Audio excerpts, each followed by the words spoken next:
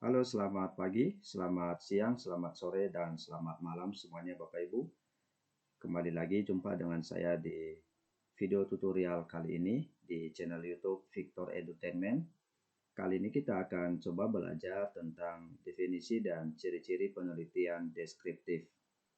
Nah, sebelum saya melanjutkan, maka izinkanlah saya untuk boleh memperkenalkan diri. Nama saya adalah Victor Pulu. Saya dosen tetap di Fakultas Kesehatan Masyarakat Universitas Prima Indonesia Medan. Dan selain saya aktif untuk mengajar, saya juga aktif menulis buku dan juga melakukan riset. Nah, untuk buku telah seperti yang telah tampak di layar, ya, ada 5 buku yang telah saya tulis, baik secara kolaborasi maupun secara pribadi, ya, di mana buku tersebut telah menjadi buku ber-ISBN dan 4 diantaranya telah bersertifikat HAKI, ya, dan 2 buku lagi sedang dalam proses penerbitan di penerbit nasional, ya. Nah, di sini saya juga sudah menyertakan website saya di victorhulu.com. Jadi nanti Bapak Ibu, teman-teman, adik-adik mahasiswa semuanya, jika ingin memesan buku boleh mengunjungi website saya di victorhulu.com. Oke, sebelum saya melanjutkan maka uh, saya memohon dari Bapak Ibu semuanya, teman-teman, adik-adik mahasiswa, untuk mendukung video tutorial ini dengan cara subscribe, like, share, dan komen. Terima kasih. Baik, saya akan lanjut Bapak Ibu. Kali ini kita akan belajar tentang definisi dan ciri-ciri penelitian deskriptif. Nah, seperti yang telah tampak di layar Bapak Ibu semuanya, kita awali belajar tentang definisi penelitian deskriptif. Apa sih yang disebut dengan penelitian deskriptif? Seperti apa penelitian daripada penelitian deskriptif dan bagaimana sih ciri-ciri daripada penelitian deskriptif? Nah, ini tentu menjadi pertanyaan bagi kita, khususnya bagi kita sebagai pemula.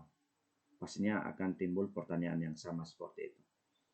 Oke, di sini saya akan memulai untuk menjelaskan tentang penelitian deskriptif itu seperti apa. Nah, penelitian deskriptif ini merupakan penelitian dasar sebenarnya, penelitian dasar bagi kita sebagai pemula ataupun bagi seorang peneliti. Karena dengan melakukan penelitian deskriptif maka kita bisa melakukan penelitian-penelitian yang lebih dengan desain yang lebih mendalam, ya, ketika kita selesai melakukan penelitian deskriptif.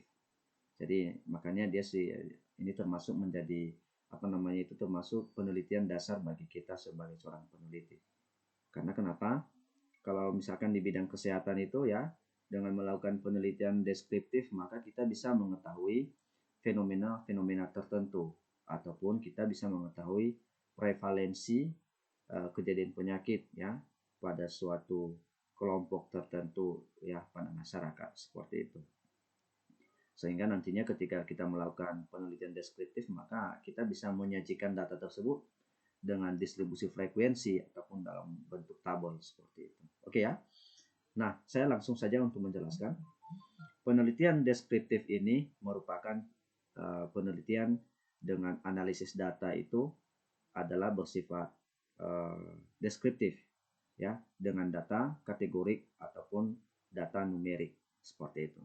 Nah, jadi tujuannya hanya untuk mendeskripsikan sebenarnya, ya. Seperti yang tampak di layar di sini dituliskan bahwa penelitian deskriptif merupakan penelitian yang bertujuan untuk menggambarkan, menguraikan, dan menjabarkan masing-masing variabel penelitian. Nah, ini artinya bahwa dalam penelitian deskriptif berarti kita hanya sebatas menggambarkan, mendistribusikan masing-masing variabel penelitian kita tanpa melakukan uji hipotesis. Nah, ini perlu diingat, ya, bahwa pada penelitian deskriptif tidak dilakukan uji hipotesis. Karena kenapa? Karena tujuan kita di penelitian deskriptif hanya sebatas mendeskripsikan ataupun menggambarkan, menjabarkan ataupun menguraikan masing-masing variabel penelitian yang akan kita teliti seperti itu. Oke. Nah, kalau kita kaitkan dengan analisis data, maka ini ada kaitannya dengan analisis data univariat, di mana pada analisis data univariat ini bertujuan untuk mendeskripsikan masing-masing variabel penelitian kita. Jadi, hanya sebatas analisis data itu bersifat univariat, tidak mengarah kepada penelitian bivariat ataupun multivariat. Karena kalau pada penelitian bivariat multivariat itu sudah menggunakan uji hipotesis seperti itu, dan analisisnya sudah menggunakan analisis seperti uji korelasi, kayak kuadrat, regresi logistik, dan lain sebagainya. Oke, saya lanjut. Nah, di sini Bapak Ibu ada beberapa ciri-ciri penelitian deskriptif, ya. Di sini ada seperti yang tampak di layar. Saya hanya menjelaskan sebanyak 6 saja, 6 poin. Sebenarnya ciri-ciri daripada penelitian deskriptif itu masih banyak yang lain. Tapi di sini saya hanya menjelaskan 6 poin saja. Oke? Yang pertama adalah mendeskripsikan masing-masing variabel penelitian. Nah, ini artinya bahwa dalam penelitian deskriptif, kita hanya bertujuan untuk mendeskripsikan masing-masing variabel penelitian kita, baik pada variabel kategori ataupun dengan data numerik, seperti itu. Jadi kalau data kategorik misalnya, kita bisa menyajikan data itu dalam bentuk tabel, ya, misalnya tabel distribusi frekuensi. Nah, kemudian kalau dia data numerik, maka kita bisa sajikan dalam bentuk mean, median, modus, dan simpangan baku, ataupun nilai minimum, maksimum, dan lain sebagainya. Nah, kalau cerita tentang data numerik, berarti penyajian data itu ada kaitannya dengan ukuran pemusatan dan ukuran penyebaran data. Nah, itu nanti saya akan menjelaskan di poin yang ketiga. Saya masuk di poin yang kedua dulu. Di poin yang kedua ini adalah tidak membutuhkan kelompok kontrol sebagai pembanding. Nah, pada penelitian deskriptif Bapak Ibu, teman-teman dan adik-adik mahasiswa semuanya, di sini tidak membutuhkan kelompok kontrol sebagai pembanding. Karena kenapa? Karena data yang kita analisis itu biasanya kalau di bidang kesehatan adalah data yang bersifat prevalensi atau data terkait dengan fenomena-fenomena tertentu. Nah, jadi pada analisis deskriptif ini tidak membutuhkan kelompok kontrol sebagai pembanding. Nah, seperti apa contohnya misalnya kalau dia menggunakan kelompok kontrol sebagai pembanding? Ini lebih mengarah kepada penelitian analitik seperti itu. Misalnya, kita mau melihat perilaku merokok terhadap kejadian penyakit jantung koroner. Nah, berarti ada dua variabel. Satu variabel perilaku merokok dan satu variabel kejadian penyakit jantung koroner. Nah, apa yang termasuk daripada kelompok kontrol sebagai pembanding? Misalnya, variabel perilaku merokok. Kelompok pembandingnya itu adalah mereka yang tidak merokok. Dihubungkan dengan variabel penyakit jantung koroner, di mana kelompok kontrol sebagai pembandingnya adalah mereka yang tidak menderita penyakit jantung koroner. Nah, untuk penelitian deskriptif ini tidak menggunakan kelompok kontrol sebagai pembanding. Oke?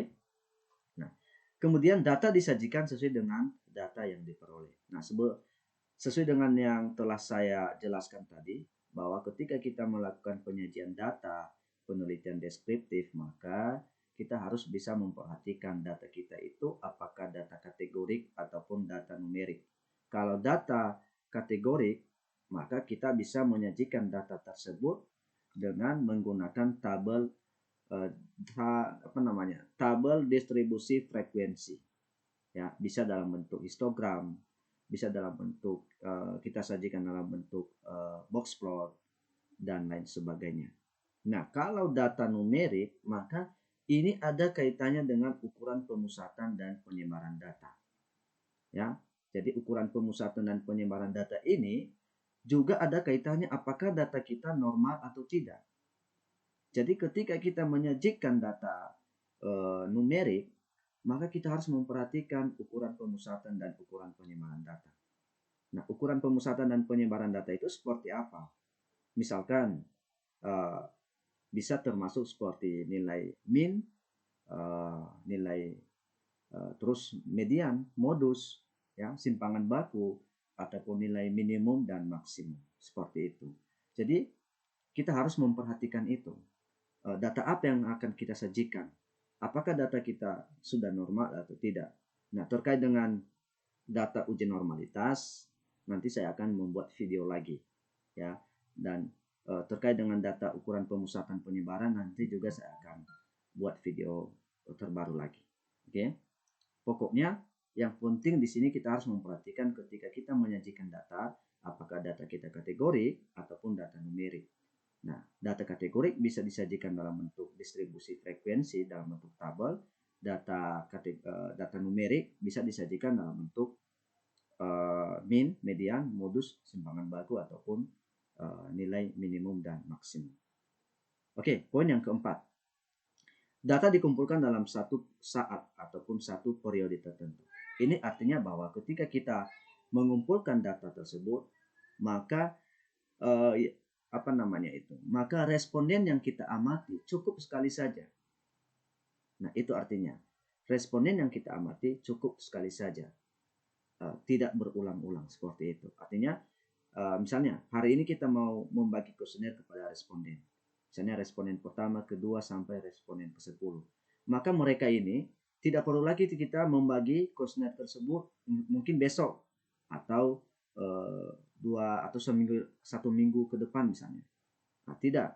Jadi ketika kita bertemu dengan responden, maka di situ juga kita bagi kuesioner dan di situ kita amati responden dengan catatan cukup sekali saja. Kemudian dapat dilakukan dengan pendekatan krosesional.